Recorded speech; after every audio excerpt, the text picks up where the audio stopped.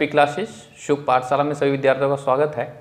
आज हम Indian economy का थर्ड चैप्टर उदारीकरण, निजीकरण और वैश्वीकरण पढ़ रहे हैं। इससे पहले सेकंड चैप्टर जो है वो 1950 से 1990 तक की पॉलिसी थी और इस चैप्टर में हम 1991 में जो नई पॉलिसी आई उसके बारे में पढ़ेंगे। तो जिन बच्चों ने सेकंड चैप्टर नहीं पढ़ा है वो पहले सेकंड चैप्टर देख लें, जो कि मैंने अपने चैनल पर अपलोड कर दिया है। तो आप सब पहले उसको देख लीजिए जिससे थर्ड चैप्टर जो है आसानी से समझ में आ जाए।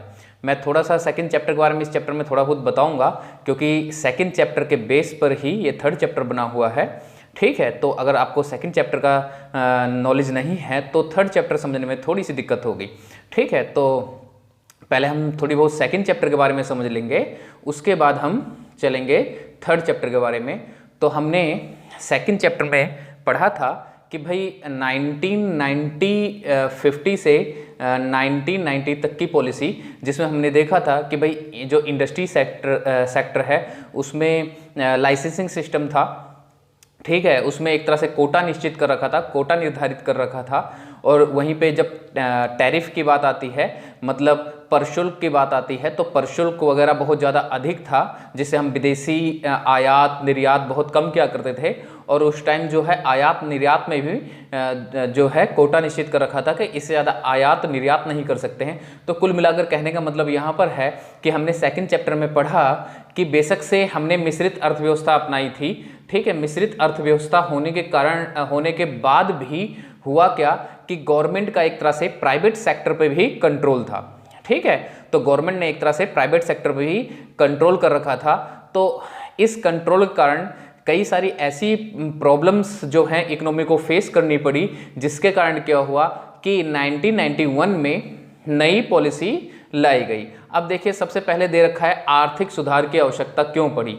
ठीक है, तो आप सिंपल समझ सकते हैं कि भाई अगर कोई सुधार किया जा रहा है तो पहले की पॉलिसी में कुछ ना कुछ कमी होगी।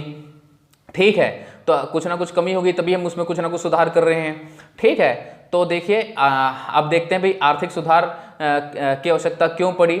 ठीक है, उन कमियों के कारण हमारी आर्थिक इकोनॉमी को बहुत कुछ भुगतना पड़ा, जिसको इस आर्थिक सुधार की आवश्यकता में देखेंगे कि हमारी इकोनॉमी किस कंडीशन में हो गई थी, जिससे हमें 1991 में एक नई पॉलिसी की जरूरत पड़ी। तो देखिए, सबसे पहले हमें ये पता ही है कि हमने मिश्रित अर्थव्यवस्था अपनाया था, और हमने सेकंड चैप्टर में पढ़ा ही है कि भाई मिश्रित अर्थव्यवस्था अपनाने के बावजूद भी क्या था कि भाई गवर्नमेंट का अपना कंट्रोल था, जब निजी क्षेत्र में भी कंट्रोल था। ठीक है, अब क्या देखिए, भारतीय अर्थव्यवस्था की गलत प्रबंधन ने 1980 के दशक तक वित्तीय संकट उत्पन्न कर दिया था। ठीक है, तो सबसे पहला कारण ये है कि हमारा देश जो है वित्तीय संकट से जूझ रहा था। हमारे ऊपर बहुत ज़्यादा उधारी हो चुकी थी, देश के ऊपर काफ़ी ज़्यादा उधारी हो चुकी थी। ठीक है, जिसको चुकाना भी बहुत ज़्यादा जरूरी था। फिर देखिए 1988 से 1991 तक इसके बढ़ने की दर बहुत ज़्यादा रही, और 1991 तक देखिए 10,644 करोड़ जो है हमारा देश जो है घाटे में चलता। 10,644 करोड़ जो है क्या करना पड़ा, उधार लेना पड़ा। ठीक, तो एक तरह से बहुत ज़्यादा देश के ऊपर उधार था। और इसी समय क्या हुआ, इसी समय जो विदेशी मुद्रा था, विदेशी मुद्रा मतलब कि अपने देश की मुद्रा छोड़कर बाहर की जितनी भी मुद्रा होती है, विदेशों की जो मुद्रा होती है उसको विदेशी मुद्रा कहते हैं, इंग्लिश में फॉरेन एक्सचेंज कहते हैं।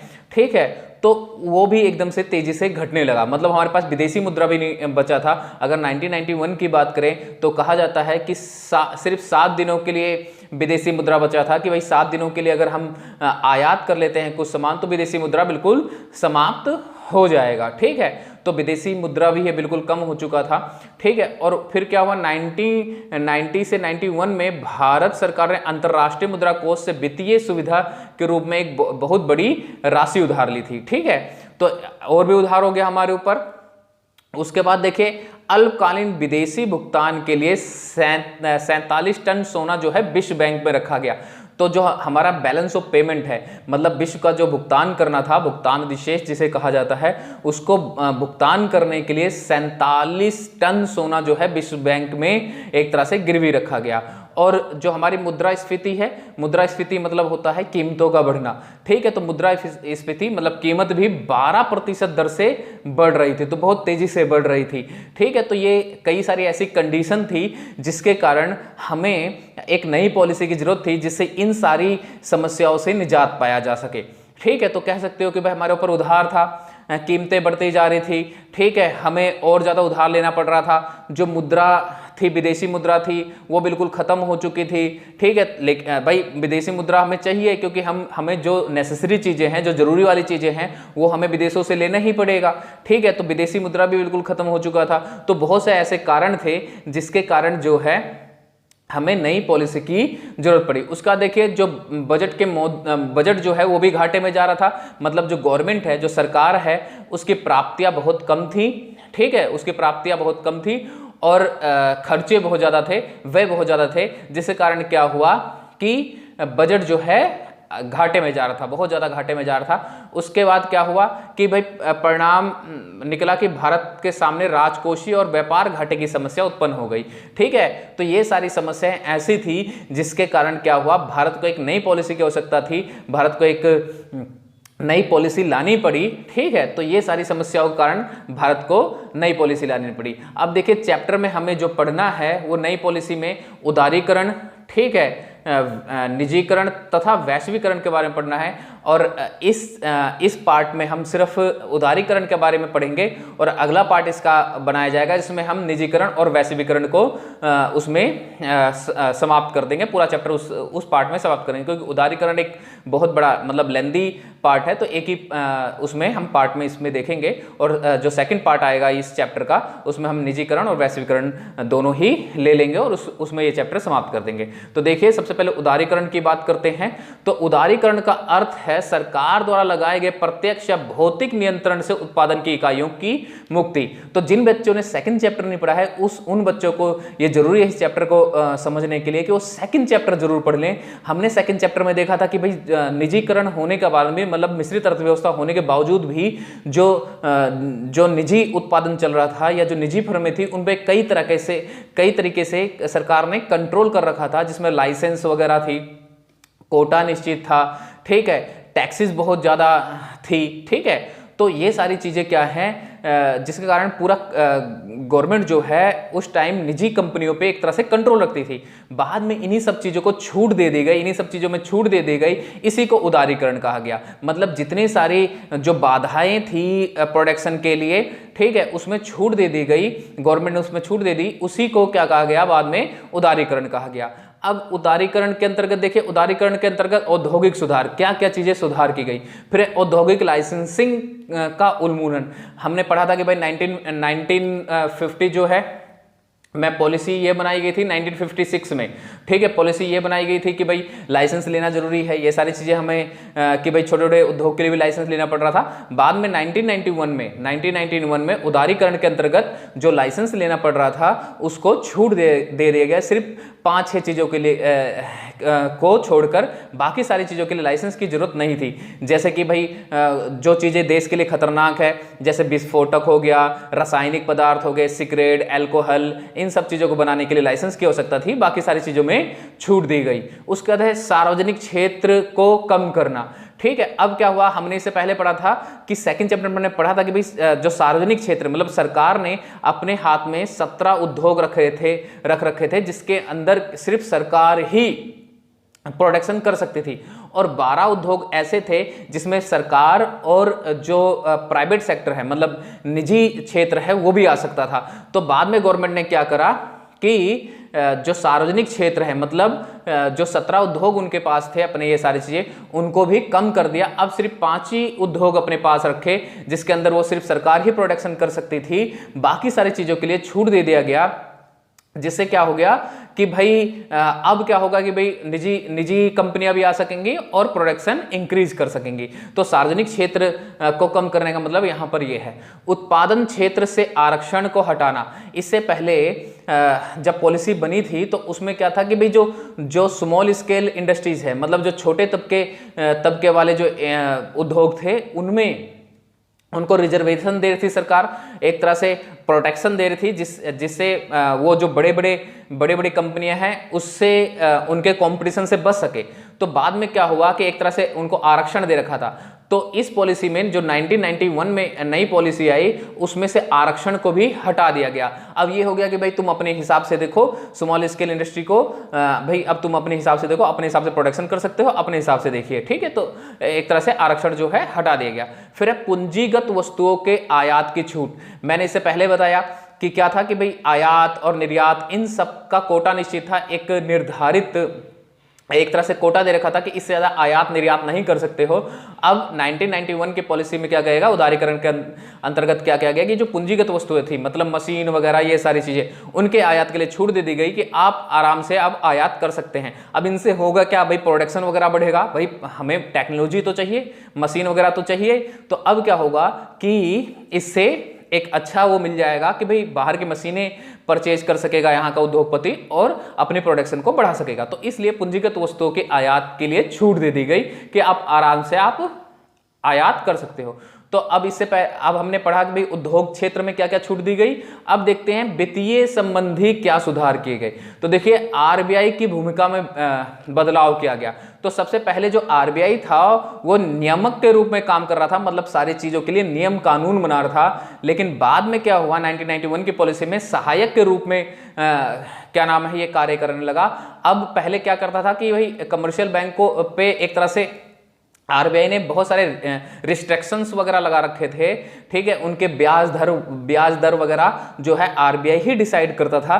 बाद में क्या हो गया कि जितने भी कमर्शियल बैंक है, कमर्शियल बैंक मतलब व्यापारिक बैंक है, ठीक है। अब व्यापारिक बैंक मतलब कि भाई आरबीआई छोड़ के बाकी सारे व्यापारिक बैंक होते हैं, चाहे वो स्टेट बैंक ऑफ इंडिया हो, पंजाब नेशनल हो, एचडीएफसी हो, ठीक है। तो ये सारे जो बैंक्स हैं, एक्सिस बैंक, ये सब व्यापारिक बैंक है, ठीक है। तो अब व्यापारिक बैंक अपनी ब्याज दर को खुद ही निर्धारित कर सकते थे, ठीक है। उसका बाद प्रतियोगिता का प्रचलन। इससे पहले प्रतियोगिता से बचाया जा रहा था। अब क्या हुआ, उदारीकरण के अंदर बहुत सारे प्राइवेट बैंक्स भी आए और उनके अंदर क्या हो गया, प्रतियोगिता चलने लगी, ठीक है। और वो अपने ब्याज वगैरह को खुद ही निर्धारित करने लगे। अब बैंकों के बीच में एक तरह से प्रतियोगिता होने लगी, ठीक। तो ये वित्तीय क्षेत्र के सुधार थे। उसका देखिए बैंकों में विदेशी निवेश की सीमा 74% तक बढ़ा दी गई, ठीक है। अब यहाँ पर बाहर देश के बैंक आ सकते थे, जिसमें कह सकते हो 74% तक वो निवेश कर सकते थे। अब इससे बेनिफिट क्या मिलता, इससे बेनिफिट मिलता कि हमें विदेशों से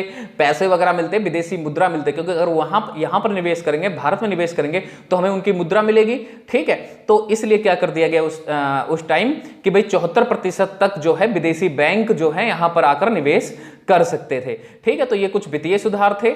अब देखिए भाई करों में क्या सुधार किया गया। इससे पहले हमने 1950 से 1990 तक हमने पढ़ा था कि भाई जो कर वगैरह थे बहुत ज़्यादा थे, टैरिफ वगैरह बहुत ज़्यादा लगा रखे थे।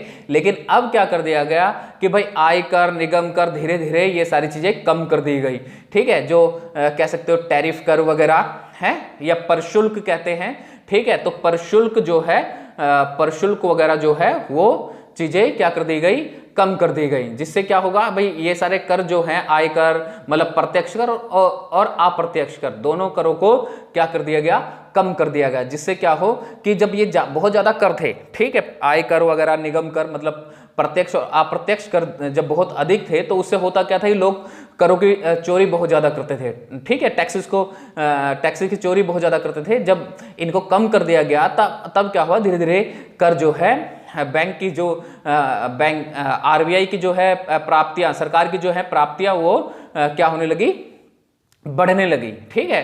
तो क्योंकि लोगों ने देखा कि भाई अब टैक्सेस कम है, हम इतना पे कर सकते हैं, तो हमें चोरी करने की क्या जरूरत है, ठीक है। तो क्या हुआ कि जो सरकार है, सरकार की प्राप्तियों में धीरे धीरे इजाफा होने लगा।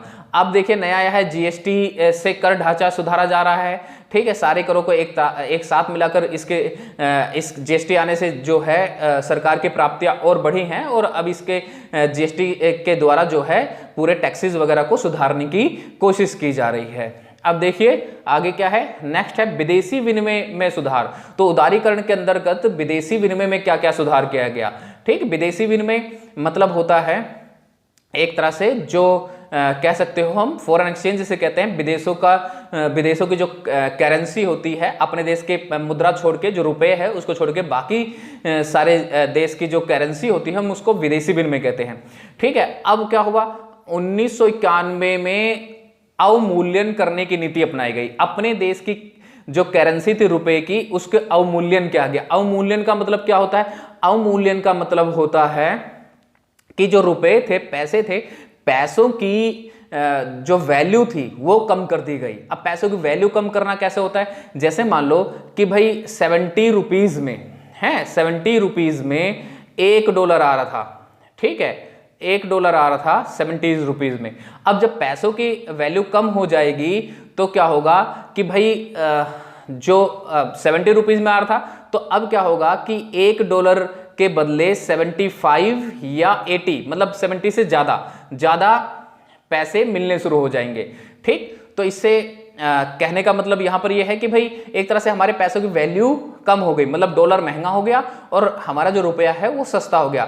जहां पर $1 में 70 रुपए मिल रहे थे, वहां अब $1 में 75 रुपए मिल रहे हैं। अब गवर्नमेंट ऐसा क्यों करती है? गवर्नमेंट स्पेशली इसलिए करती है जिससे देश में निवेश बढ़ाया जा सके, विदेशी मुद्रा बढ़ाया जा सके।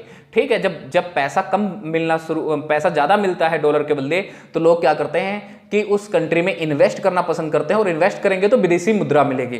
ठीक है, क्योंकि जहां पर उन्हें कोई चीज मान लो 100 रुपए की पड़ रही थी, अब वो 90 की पड़ेगी, 85 की पड़ेगी, क्योंकि उन्हें डॉलर के बदले पैसा ज्यादा मिल रहा है। ठीक है, तो क्या होगा कि वो यहां पर आकर निवेश करना पसंद करेंगे और विदेशी मुद्रा में क्या होगा, एक तरह से इजाफा होगा, विदेशी मुद्रा जो है बढ़ेगी। तो अवमूल्यन मतलब आप सबको समझ में आ गया होगा।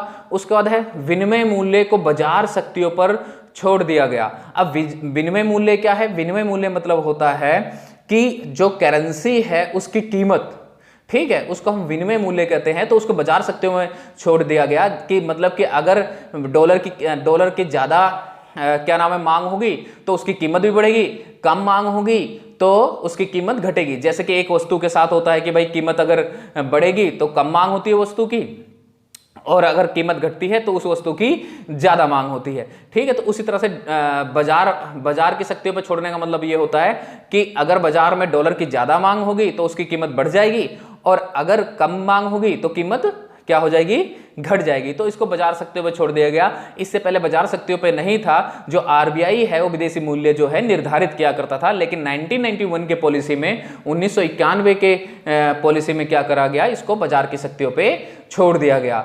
अब देखिए आगे क्या है, विदेशी व्यापार नीति। ठीक है, तो उदारीकरण के अंतर्गत विदेशी व्यापार की नीति में क्या क्या चेंजेस लाए गए। तो देखिए, आयात निर्यात की मात्रात्मक प्रतिबंध में छूट। हमने इससे पहले ही पढ़ा था कि भाई 1990 तक आयात निर्यात के जो मात्रा थी वो निर्धारित की जाती थी कि इससे ज़्यादा आप आयात नहीं कर सकते हैं, इससे ज़्यादा आप निर्यात नहीं कर सकते हैं। बाद में 1991 में इसमें छूट दी गई कि आप कितने भी आयात कर सकते हैं, कितना भी निर्यात कर सकते हैं।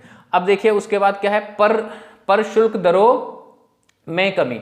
पर शुल्क दरों में कमी मतलब कि जब आयात निर्यात करते हैं तो जो उन पे शुल्क लगता है, ठीक है, उसको पर शुल्क कहा जाता है, तो उसके दरों में भी क्या कर दी गई, कमी कर दी गई। मतलब वो टैक्स जो है, वो कर जो है बिल्कुल कम कर दिया गया, जिससे क्या हो सके, आयात निर्यात अधिक हो सके। फिर है आयात लाइसेंसिंग की समाप्ति कर दी गई, ठीक है, और निर्यात शुल्क की समाप्ति कर दी गई। तो पहले आयात करने के लिए भी लाइसेंस लेना पड़ता था, अब उसकी भी समाप्ति कर दी गई। आप आसानी से आयात कर सकते हो, चाहे नई टेक्नोलॉजी लाना है, नई तकनीक लाना है, मशीन परचेज करना है, कुछ भी लेना है, ठीक है, उसको आयात किया जा सकता था। ठीक है, और निर्यात पे शुल्क वगैरह लगते थे, क्या नाम है, 1990 तक, उसको भी क्या कर दिया गया, समाप्त कर दिया गया, जिससे क्या हो सके कि विदेशों से व्यापार आसानी से हो सके। ठीक है, हम आसानी से व्यापार कर सके। ठीक है, तो आज के लिए बस इतना ही। मुझे लगता है आप सबको चैप्टर समझ में आ गया होगा। बहुत आसान चैप्टर है, परंतु इसको समझने के लिए आपको सेकंड चैप्टर जरूर पढ़ना पड़ेगा, क्योंकि जो सेकंड चैप्टर की जो पॉलिसी थी 1950 से लेकर 1990 तक, उन्हीं पॉलिसीज जो हैं, उन्हीं पॉलिसीज में चेंजेस किया गया था 1991 में, 1991 में, उसी में ही चेंजेस किया गया था। तो आप सब पहले सेकंड चैप्टर देख लेना, मैं उसका लिंक जो है डिस्क्रिप्शन बॉक्स में दे दूंगा, तो वहां से आप क्लिक करके देख लेना। ठीक है, फिर थर्ड चैप्टर देखना, और इसका जो सेकंड पार्ट है मैं जल्दी ही अपलोड कर दूंगा। ठीक है, जिसमें हम निजीकरण और वैश्वीकरण कोशिश करेंगे कि दोनों ही जो हैं उसके अंदर दोनों चीज़ों को ही समाप्त कर दिया जाए और चैप्टर भी वहीं से ही समाप्त हो जाता है। ठीक है, तो कोशिश किया जाएगा दोनों पॉइंट जो हैं उस सेकंड पार्ट में जो है उसको समाप्त कर दिया जाए। ठीक है, तो आज के लिए बस इतना ही। Thank you.